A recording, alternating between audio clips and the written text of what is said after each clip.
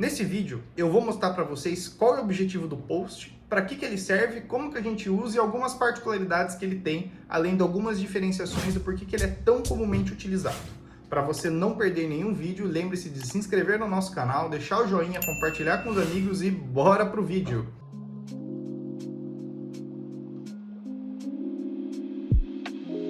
Bom, finalmente chegamos no verbo post, que é o verbo mais comum que você provavelmente mais vai ver em diversas APIs que a gente estiver utilizando. É importante até mencionar que, como a gente está falando de REST API, o padrão REST, o correto no sentido filosófico da coisa é nós termos uma API com put, pat, post e delete, né? E todos os nossos 5 verbos que a gente está tratando nessa série de vídeos. Só que é muito importante eu falar para vocês o seguinte: pode ser casos que vocês visualizem APIs que elas têm inteiramente, né, sem cortar, sem nada, todos os endpoints do tipo post. E daí vocês podem pensar, putz, no vídeo eu vi que o post é para fazer tal coisa, o put é para fazer tal coisa, mas nessa API ela tá tudo como post.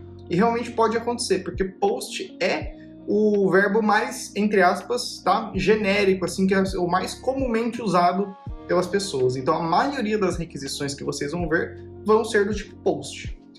Eu gosto de falar isso só para, se vocês olharem algo diferente do que eu estou mostrando aqui, vocês não estranharem, porque pode e com certeza vai acontecer em muitas APIs que vocês forem fazer as integrações. Acho que a primeira coisa que a gente pode falar do verbo post é o objetivo dele. Então, o verbo post, normalmente ele é utilizado para fazer modificações no servidor, né? Essa é uma terminologia bem genérica do porquê que ele serve. Basicamente, o verbo post ele serve para que a gente modifique ou adicione alguma coisa nova no estado. E aí vale uma pequena diferenciaçãozinha e uma palavra que é importante vocês saberem, que é a tal palavra idempotente. Talvez vocês nunca tenham ouvido esse termo, ou talvez já ouviram e não saibam para que serve. O idempotente é uma ação que ela vai fazer uma modificação no servidor caso ela seja modificada várias e várias vezes. Eu vou abordar um pouco melhor dela no próximo vídeo, mas é importante eu falar nesse vídeo também, mesmo ficando um pouquinho repetitivo. Então imagine assim, ó, se vocês pegarem um verbo get e chamar o get uma vez, ele vai trazer para você a sua requisição. Se você chamar 1, 2, 3, 4, 5, 6 vezes um get, ele simplesmente vai trazer o que tem lá, ele não vai mudar o estado nem nada do tipo. Agora, se a gente faz um post no nosso endpoint de livros para criar um novo livro, se você chamar 1, 2, 3, 4, 5, 6 vezes essa requisição, ele vai acabar adicionando novos livros lá, claro, desde que não tenha nenhuma tratativa do nosso lado do servidor para evitar que isso aconteça. Então, o verbo post ele é idempotente porque ele pode sim fazer essa modificação no estado final do nosso servidor. Sei que está um pouco abstrato, eu já vou mostrar o código, vai ficar um pouquinho mais claro do que eu estou falando e vocês vão entender melhor. Só uma pequena correção, eu falei que o verbo post é idempotente. Na verdade, ele não é idempotente porque ele gera esse estado que eu acabei de comentar. Agora eu vou abrir o nosso código que a gente já está trabalhando para poder exemplificar e ficar mais claro para vocês algumas etapas aqui do como o post funciona e também vou entrar um pouquinho mais no detalhe. Bom, com o nosso código em aberto aqui, agora a gente vai começar a brincar um pouquinho com o post. Tudo que eu falei anteriormente eu espero que fique um pouco mais claro para vocês. Então, bora lá. Aqui, a primeira coisa que a gente tem é um pequeno diferencial do post, mas é um diferencial importante de você ter em mente, principalmente se você está começando, é que é o seguinte, ó. O que vai estar acontecendo aqui, ó? Nós temos 2 rotas na nossa aplicação atualmente. Claro, tem mais lá para baixo, mas só para esse exemplo aqui agora a gente tem 2. O get de livros e o post de livros. Se eu abrir o meu navegador agora, lá no meu Google Chrome, e digitar localhost 2.3000/livros, o que vocês acham que vai acontecer nesse primeiro momento? Vocês conseguem já ter essa percepção de diferença? Olha só. Então eu vou fazer exatamente esse exercício aqui, ó. Se eu vier aqui no meu navegador localhost 2.3000/livros, ele vai me cair na rota de get, obrigatoriamente. Por quê? Porque isso é uma coisa de vocês entenderem. Tudo que envolve, na verdade, só o get a gente consegue acessar no navegador, tá? Direto ali por ele. Se a gente vai trabalhar com put, com pat, com put, com pat e delete ou post, nós obrigatoriamente necessitamos utilizar algum outro recurso para acessar essa requisição. Então, a partir de agora, a gente vai ter que usar ou um postman ou o Insomnia, ou sei lá, o curl do terminal, mas aí é muito difícil da gente fazer os testes, então eu recomendo que você baixe ou Postman ou Insomnia para fazer a continuação dessa, se você quiser brincar aqui comigo. Os dois são de graça, os dois têm versão grátis, os links vão estar na descrição desse vídeo aqui para você baixar. Pode escolher o que mais te agrada, tá? Eu vou de Insomnia, mas os dois são igualmente bons. Então, agora aqui, ó, como eu não consigo acessar o meu livro via URL, eu vou ter que baixar o Insomnia ou Postman, no meu caso já está baixado aqui, então eu vou simplesmente abrir ele, prontinho. Com o meu Insomnia aberto, eu vou criar uma nova requisição para a gente poder fazer esse teste. Então, a primeira coisa que eu vou fazer aqui, ó, é vir aqui em New HTTP Request e colocar aqui na minha URL http://localhost 2.3000/livros, 3000 a porta que está rodando. Quando eu clicar em Send aqui, olha o que vai acontecer. Ele me retornou os livros. E eu fiz isso de propósito para mostrar para vocês que é um erro que geralmente a gente faz quando não está muito atento.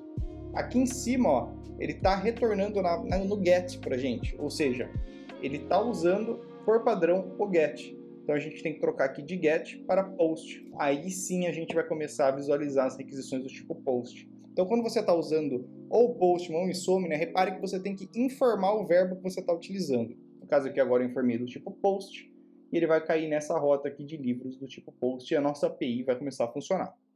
Então eu vou clicar em Send aqui e beleza, ó. Primeira coisa que já aconteceu por padrão, ele retornou um 201 para a gente.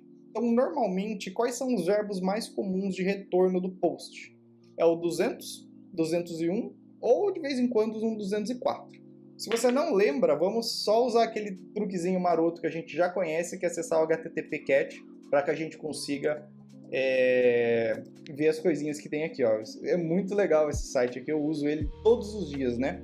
Então, se a gente for aqui no código 200, ó, o 200 é ok, que é uma resposta que você pode receber normalmente, que tipo, deu certo, tá valendo. O 201, ele é criado. E isso daqui é interessante quando a gente trabalha no POST, que lembra que eu acabei de comentar que ele não é idempotente? Ou seja, ele pode gerar um novo recurso no servidor? Então, vamos supor assim, ó, se você quer adicionar um livro no seu servidor, você chama o verbo POST para fazer a inclusão de um novo livro, idealmente a resposta ele deve ser do tipo 201 do created e passando o body para lá. E também tem o 204 que é o no content, que também é um pouquinho mais difícil de aparecer, mas pode sim acontecer. Então, por exemplo, se você estiver trabalhando e fazer um post que ele só manda uma alteração de dado ou só alguma coisinha ali, sei lá, muito diferente que não tem um retorno específico, pode retornar um 204 para você. Estou falando isso porque são os mais comuns da gente visualizar, só que pode ter outros além desse, tá? Cada API é um caso diferente. Bom, vamos lá então. Continuando aqui, então, vamos só analisar, ó.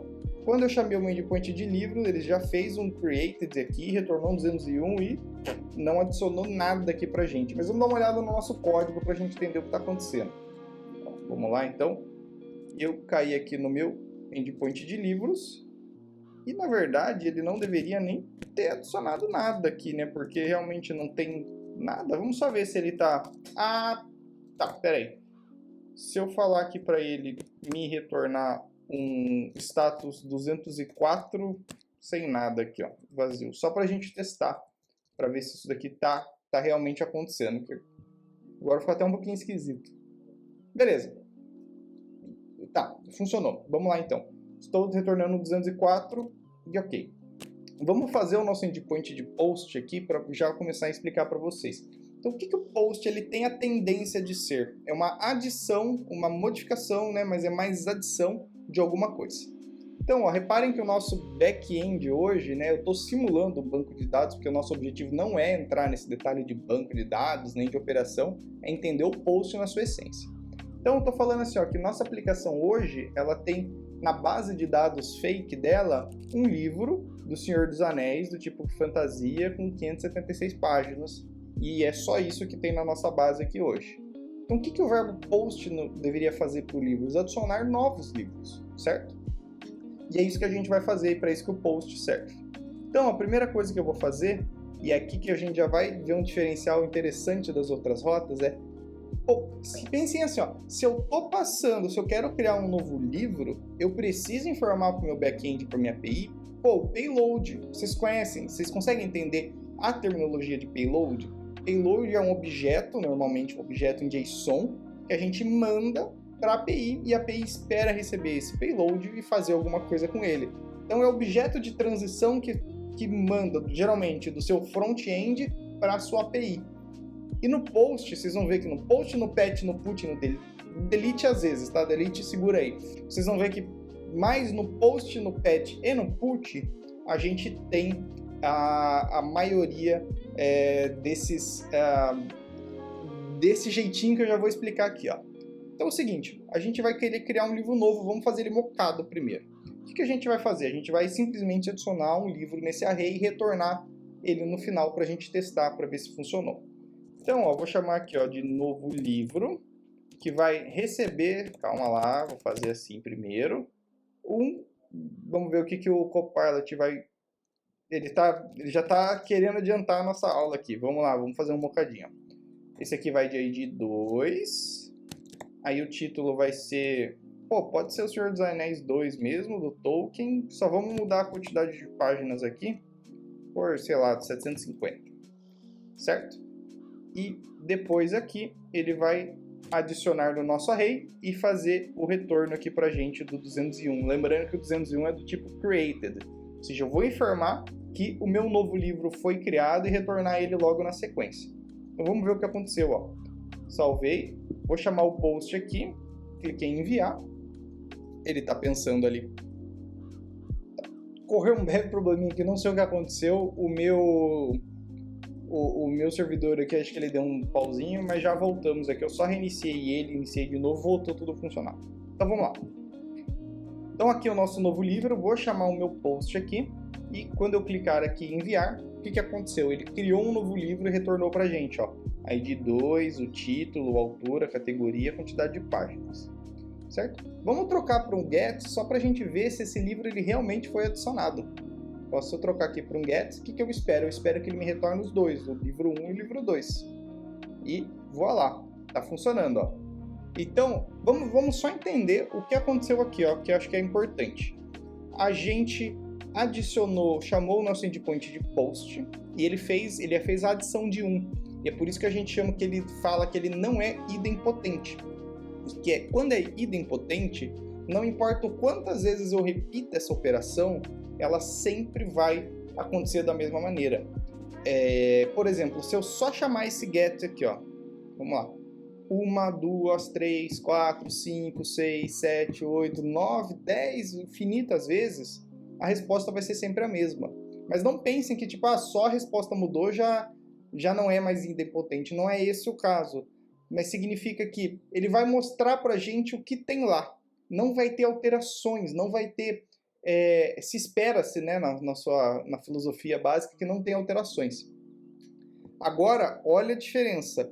E aqui que é a diferença de idempotente e não idempotente. Se eu chamar o post 1, 2, 3, 4, 5, 6, 7, 8 vezes, o que vocês acham que vai acontecer? Ó, 1, 2, 3, 4, 5, 6, 7, 8, 9 vezes. E agora eu vou chamar um get aqui. Olha o que acontece.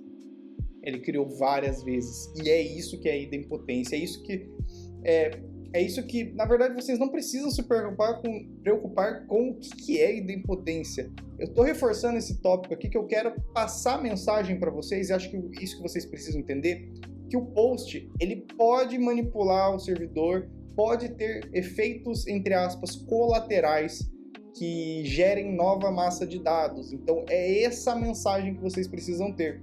Um get, ele é do sentido filosófico da coisa inofensivo. Eu posso chamar um get ali à vontade e tudo bem. O post não. O post ele pode alterar alguma coisa.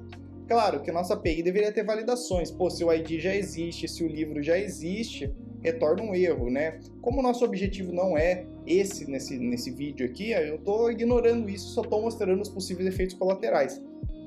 Mas só para a gente simular, uma API de verdade ela deveria informar isso aqui para a gente, ó. Por exemplo, fazer uma breve verificações, né? Ó, vamos pegar aqui, ó, ver se o livro já existe, né? Ó, ele vai procurar o livro pelo ID, e se o livro existir, Aí ele vai retornar para mim sei lá, um status de 404, talvez. Não, 404 é não encontrado, né? Eu vou retornar um 400 de bad request falando que o livro já está cadastrado. Agora aqui, quando eu chamar o meu post, ele deve... É que eu reiniciei meu servidor, daí ele perdeu o nosso banco de dados fakes. Mas agora, se eu chamar de novo, ó, ele vai falar que o livro já está cadastrado, tá? Então, uma API de verdade, ela vai ter validações para evitar que possíveis ações aconteçam. Isso vai acontecer. Só que é importante vocês terem noção desse efeito colateral, que o post ele tem a tendência de, por padrão, editar as coisas ou adicionar novas coisas no servidor. Então, é essa diferenciação que vocês precisam ter. Beleza? Esse é o ponto inicial. Agora, o outro grande diferencial é, tá, a gente fez um post aqui, vamos dizer que é um post controlado, um post mocado. Se você não sabe o que é mocado, é basicamente quando a gente pega um objeto, alguma coisa que a gente precisa, seta um valor default para ele padrão e usa ele para fins de teste. Tá? Então, esse livro aqui a gente diz que ele está mocado hoje. Vamos desmocar ele e vamos passar para a gente fazer esse controle do livro via API que a gente está chamando. E é aqui que entra a pequena diferença do post. Porque até agora, o que vocês viram lá no Get? Bom, se eu queria pegar um livro só ou vários, eu usava o meu... Por exemplo, do delete, melhor explicando. O caso do delete aqui, ó. Eu usava o 2 pontos ID, que eu passava o ID por parâmetro de URL, certo? E com isso, eu acessava ele via requisição.parâmetros. Só reforçando que apesar de eu estar falando de Express, esse conceito ele serve para qualquer aplicação, qualquer linguagem, qualquer framework, tá?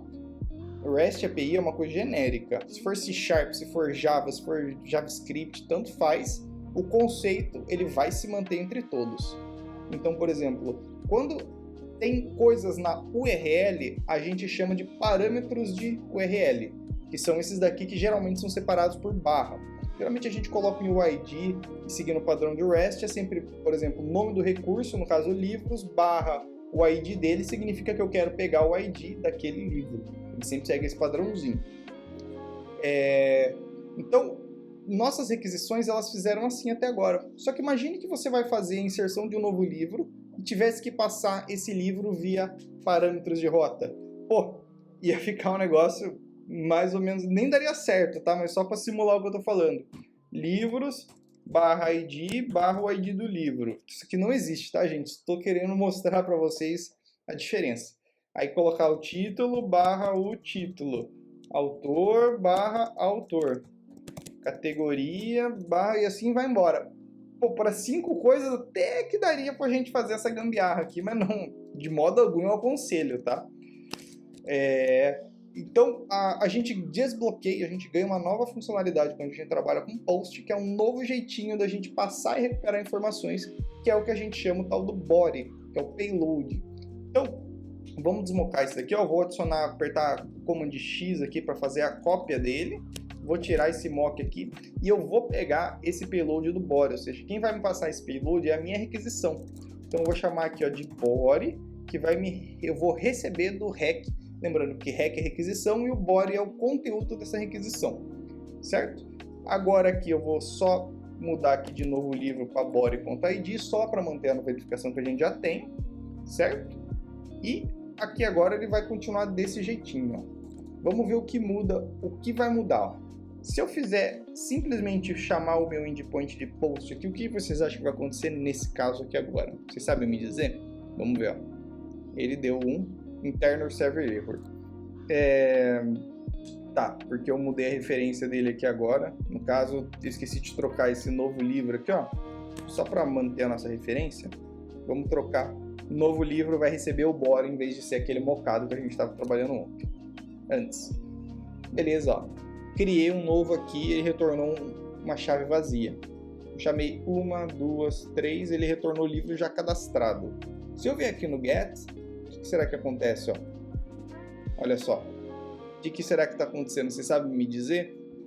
A gente está chamando um post, mas ele está criando um objetozinho vazio. Por quê? Porque a gente não está informando o payload da requisição que a gente quer criar. E é aí que entra o tal do payload do body do post. Então, quando a gente trabalha com post, a gente tem é uma palavra muito forte, mas é comumente utilizado a gente trabalhar com esse body. E para adicionar isso aqui no Insomnia, a gente clica aqui no body e seleciona o tipo de body que a gente quer enviar. Gente, normalmente existe body só de string, body de array, body de XML. Você pode ver diferentes tipos. Vou chutar uma variável que está em 99% das APIs que vocês trabalharem, pelo menos as mais modernas, elas vão utilizar um body de JSON. Se vocês virem uma body de XML, existe? Sim, existe. Mas é muito difícil, só se for APIs muito antigas que vão trabalhar com XML.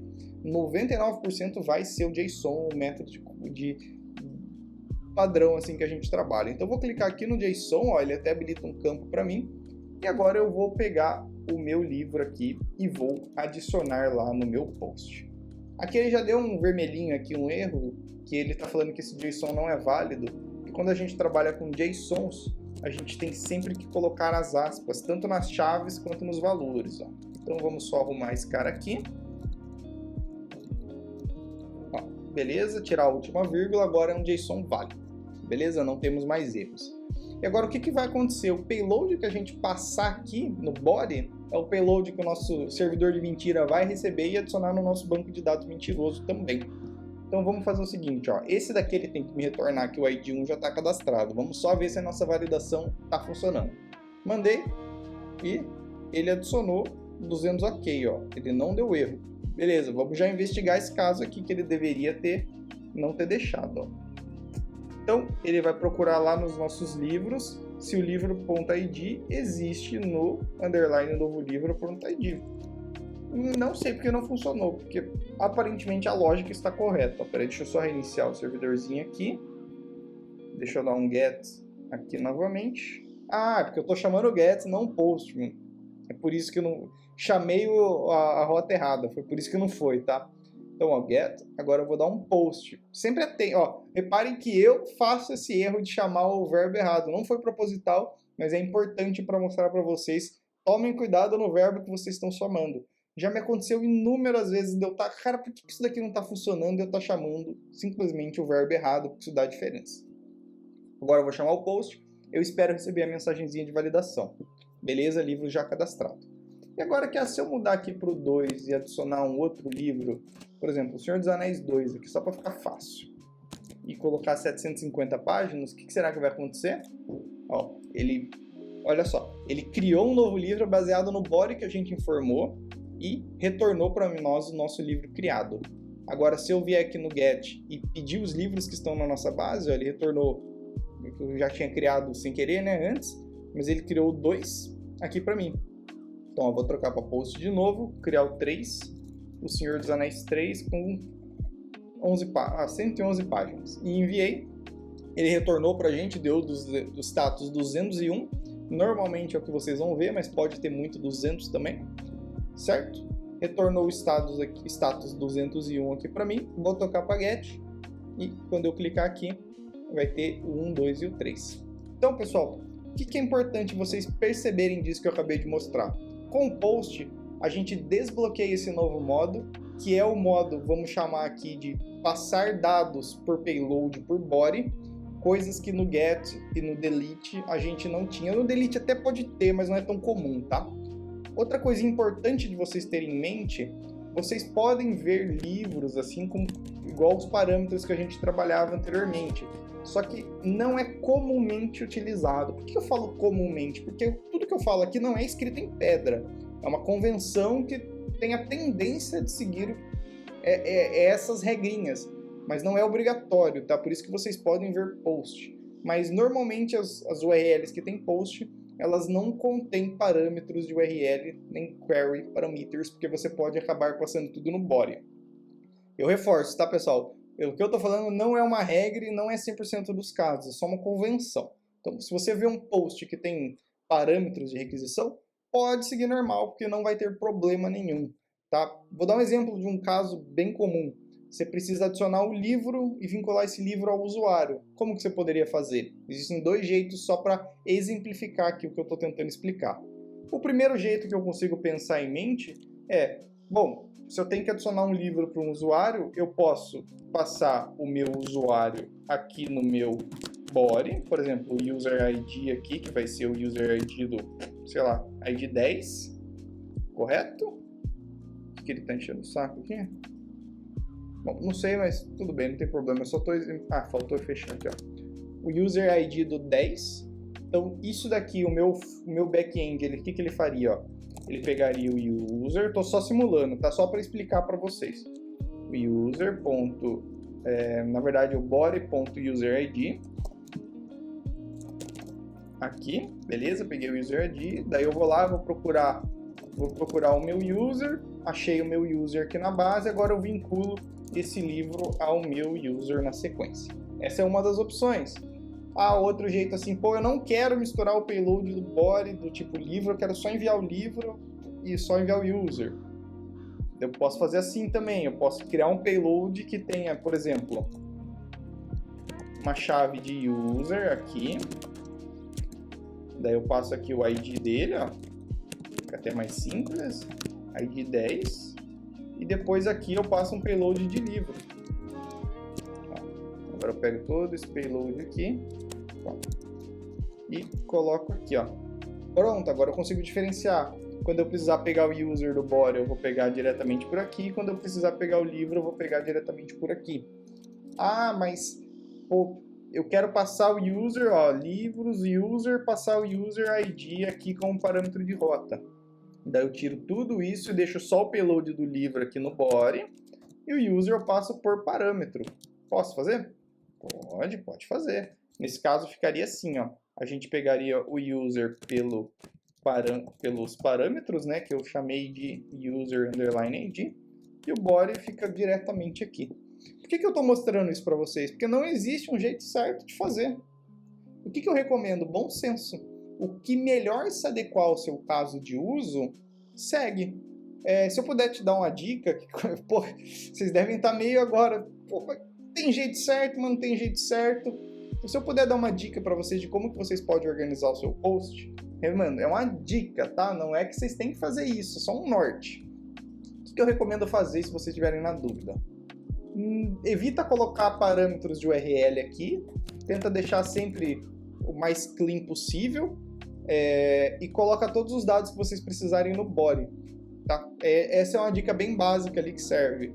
Mas reparem, eu fiz 3 jeitos anteriormente, os 3 jeitos funcionam. E os 3 jeitos estão corretos. Não existe um jeito 100% certo, tá? Existe um jeito que melhor atende às suas necessidades. E usem o bom senso. Se vocês olharem e falarem, tá meio esquisito isso aqui, tenta mudar. É meio abstrato, mas essa é a grande dica que eu dou para vocês. Espero que esse vídeo tenha sido útil para você. Se você ficou um pouco confuso com a idempotência, calma que no próximo vídeo, lá quando a gente for falar de putpatch, eu vou entrar de novo nesse tópico e talvez fique um pouco mais claro para você. Então, o verbo post, só fazendo um resuminho, ele é muito amplamente utilizado e se isso for útil para você, ele serve para fazer requisições que acabam alterando o estado do servidor na sua essência, né? Claro que você pode ver outras particularidades além dessa, mas no sentido filosófico da coisa, para isso que ele serve. Então, para não perder os próximos vídeos, lembre-se de curtir o nosso videozinho, compartilhar com os amigos, se inscrever no nosso canal e até o próximo vídeo.